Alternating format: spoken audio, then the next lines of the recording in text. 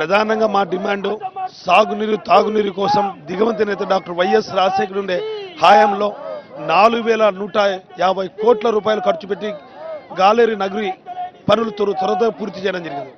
70% పూర్తయి ఇంకా 30% గడిచిన 5 సంవత్సరాలు ఆ ప్రభుత్వం కేటాయించలేదు. ఈరోజు 9 నెలలైంది చంద్రబాబు నాయుడు అధికారంలోకి వచ్చి, ఇంతవరకు అతను ఒక్క మాట కూడా దానికి ఎదురు చేస్తానని చెప్పలేదు. నిన్న గండికోటకు వచ్చి కేవలం జూలై లోపల పూర్తి చేస్తానంటూ ఈరోజు పగల్పాలు పలుకుతున్నాడు.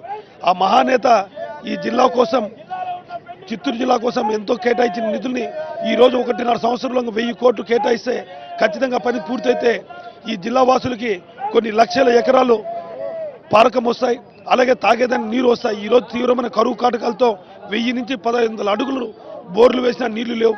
ఇంత తీవ్రమైన కరువు పనులున్నా కూడా చంద్రబాబు నాయుడుకి చీము కొట్టినట్టు లేదు. మా ప్రధాన డిమాండు ఈరోజు మా కమలాపురం శాసనసభ్యులు ఆమనిహారది కూర్చున్నాడు. రేపమ్మన్నాడు అసెంబ్లీ స్టార్ట్ అవుతుంది.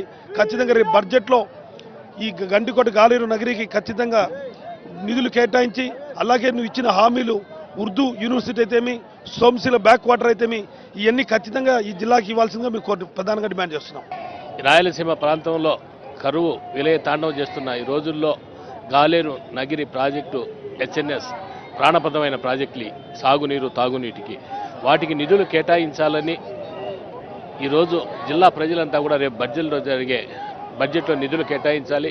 ఇకపోతే రవీంద్రనాథ్ రెడ్డి గారు దాదాపు 5 రోజుల నుంచి ఒక శాసనసభ్యుడు, ఒక ప్రజాప్రతినిధి నిరాహార దీక్ష చేస్తుంటే ప్రభుత్వాన్ని కనీసం చీమగుట్టినట్టు కూడా లేకుండా, కనీసం జిల్లా అధికారులు వారిని పరామర్శించి మీ కోరికలు మేము గవర్నమెంట్కి రిప్రజెంట్ చేస్తాము అని చెప్పే తీరుకు కూడా ఈ జిల్లా అధికారులు లేకుండా పోవడం తీవ్రంగా ఈరోజు జిల్లా ప్రజానీకం అంతా ఎంత అన్యాయం. వైఎస్ఆర్ కాంగ్రెస్ పార్టీ కేడర్ కూడా చాలా బాధతో కేవలం ఈరోజు ఏదో స్వలాభం కోసం కాదు దీక్ష చేస్తుంది, కేవలం ఈ జిల్లా ప్రజల తాగునీరు సాగునీరు కోసం.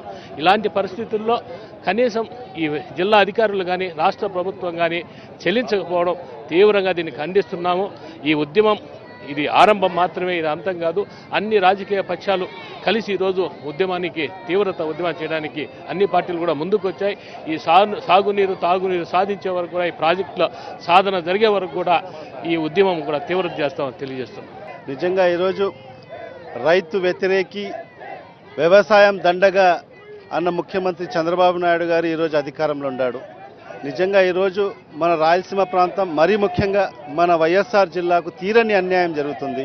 నిజంగా ఇది కేవలం ఇది వైఎస్ఆర్ జిల్లా అంటే అది రాజశేఖర రెడ్డి గారి జిల్లా, ఇది జగన్మోహన్ రెడ్డి గారి జిల్లా అని భావించి ఈరోజు చాలా నిర్లక్ష్యానికి ఈరోజు ఈ ప్రభుత్వం గురి చేస్తుంది మన వైఎస్ఆర్ జిల్లాని. గత 5 రోజుల నుంచి ఒక ప్రజాప్రతినిధి కమలాపురం శాసనసభ్యులు రవీంద్రనాథ్ రెడ్డి గారు సాగునీరు తాగునీరు కోసం మన జిల్లాలో ఉండే, మన రాయలసీమ ప్రాంతంలో ఉండే ప్రాజెక్టులను పూర్తి చేయాలని ఆమర నిరాహార దీక్ష చేస్తూ ఉంటే కూడా ఈ 5 రోజులు అవుతున్నా కూడా ఏ ఒక్క అధికారి కూడా వచ్చి పరామర్శించిన దాఖలాలు లేవు. నిజంగా ఎంత దారుణమైన పరిస్థితి అంటే ఈరోజు రైతు సోదరులు కూడా ఎంతో మంది ఆయనకు సంఘీభావం తెలపడం జరిగింది. పార్టీలకు అతీతంగా ప్రతి ఒక్కరు కూడా ఆయనకు సంఘీభావం తెలపడం జరిగింది. ఈ రోజు వరకు కూడా ఒక్క అధికారి కూడా వచ్చి ఆయనకు పరామర్శించిన దాఖలాలు కనిపించడం లేదు.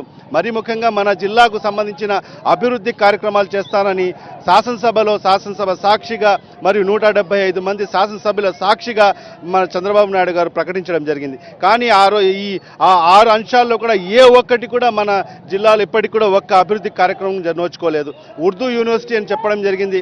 నిజంగా ఈరోజు మైనార్టీలు ఎక్కువ ఉంది కాబట్టి, మన వైఎస్ఆర్ జిల్లాలో ఎక్కువ మంది మైనార్టీల శాతం ఎక్కువ ఉంది కాబట్టి చాలా మంది హర్షం వ్యక్తం చేశారు. కానీ ఈరోజు మొన్న కర్నూలుకు వెళ్ళి అక్కడ ఉర్దూ యూనివర్సిటీని ప్రకటించాం. ఇది చూస్తుంటే ప్రాంతాల మధ్య చిచ్చు పెట్టి నిజంగా ఈరోజు చంద్రబాబు నాయుడు వ్యవహరిస్తున్నారు. ఇది చాలా దారుణం. మేము తీవ్రంగా ఖండిస్తున్నాం.